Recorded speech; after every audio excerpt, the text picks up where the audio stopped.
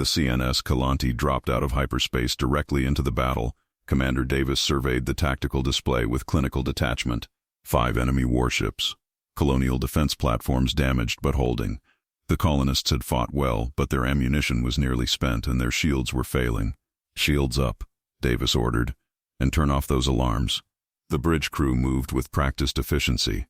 Around them, energy weapons from all 5 hostile vessels converged on the Kalanti. The shields absorbed every shot, converting the incoming energy into additional power reserves. Davis watched the enemy fire patterns. Desperate, aggressive, unfocused. They didn't know what they were dealing with. Tactical, status on enemy vessels. 5 cruisers, Vex'nar configuration. "They're maintaining formation and concentrating fire on us, sir." "Let them." Davis leaned forward slightly.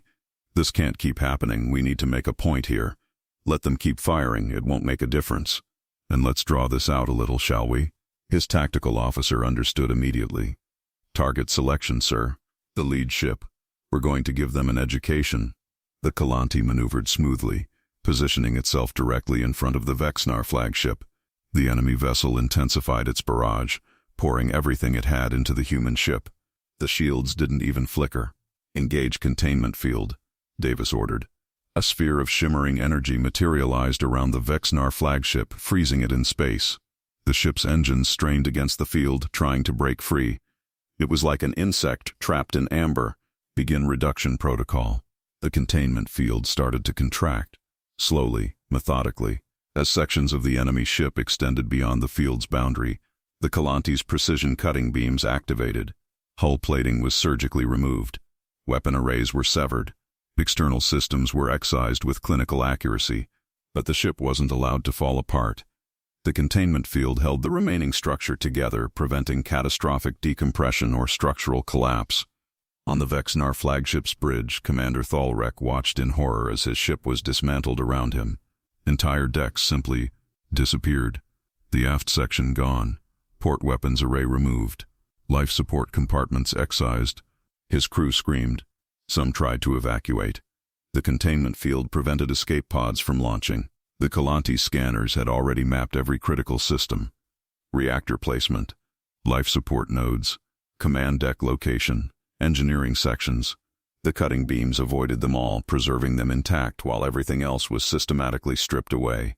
Deck by deck, section by section, the ship grew smaller. Hallways became exposed to space, their contents held in place by the field. Crew quarters opened like dollhouse rooms. Engineering bays hung suspended, their machinery still functioning despite having no walls. The 4 remaining Vex'nar ships had stopped firing. They simply watched, weapons silent, as their flagship was reduced to its essential components, when only the bridge and engineering section remained. 2 small clusters of rooms connected by a single corridor, all suspended in the containment field like specimens under glass. The cutting beams stopped. Davis opened a channel to all enemy vessels. "You may not have known who you were messing with here, but now you do. We are humans." His voice was calm, professional. "Let this be a lesson to you so you may learn how absolutely helpless you are against our military strength. We will only destroy this one ship. Once we do, leave this place and share what you witnessed." He closed the channel. Single torpedo. Minimum velocity. Target the reactor housing. The torpedo launched, moving almost leisurely through space. It passed through the containment field, which suddenly began to glow with intense light, and entered the exposed engineering section through one of the gaps where a bulkhead used to be. The weapon touched the reactor casing.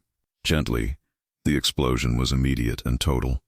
The reactor went critical, unleashing energy that should have vaporized everything within a kilometer radius. But the containment field held it all in. The fireball expanded, consumed the bridge and engineering section, engulfed what remained of the Vex'nar flagship in a brilliant inferno. The explosion pressed against the containment field, trying to escape, building pressure. At peak intensity, when the fire burned brightest, Davis gave a slight nod. The field released. The explosion erupted into space in a spectacular bloom of light and superheated plasma. For 3 seconds, it was like a newborn star had appeared above the colony. Then it dissipated. Nothing remained. No debris, no escape pods, no evidence that a ship had ever existed there. The 4 remaining Vex'nar vessels sat motionless for exactly 8 seconds. Then, one by one, they turned and fled. Not together. Each ship chose a different direction, jumping to FTL as quickly as their drives could charge. Spreading out. Spreading the word. On the Kalanti's bridge, Davis settled back into his chair. Stand down from combat alert. Dispatch repair teams to assist the colony's defense platforms. Sir, his tactical officer said quietly. Do you think they'll learn? Davis watched the empty space where the Vex'nar flagship had been, where an entire crew had just experienced a very pointed lesson about attacking human colonies. Some will, he said, and they'll tell others. The smart ones will listen. And the ones who don't? Davis looked at the tactical display, at the colonies scattered across human space, at the vast galaxy beyond where countless species existed who might one day make the same mistake the Vex'nar had made. Then the Kalanti will teach them too. 18 months later, a new species, the Korath Collective, encountered a human mining operation in disputed space. They'd never heard of humans before. Their intelligence division had no records, no warnings, no data. They attacked. 3 days later, their survivors returned to Korath space with a message. There was a human ship called the Kalanti. If you saw it, you ran. If you fought it, you prayed. If you survived, you told everyone what you'd witnessed. And you never ever attacked humans again. Some lessons only need to be taught once. Comment and follow Sci-Fi Shorts for more stories about humanity's massive military might.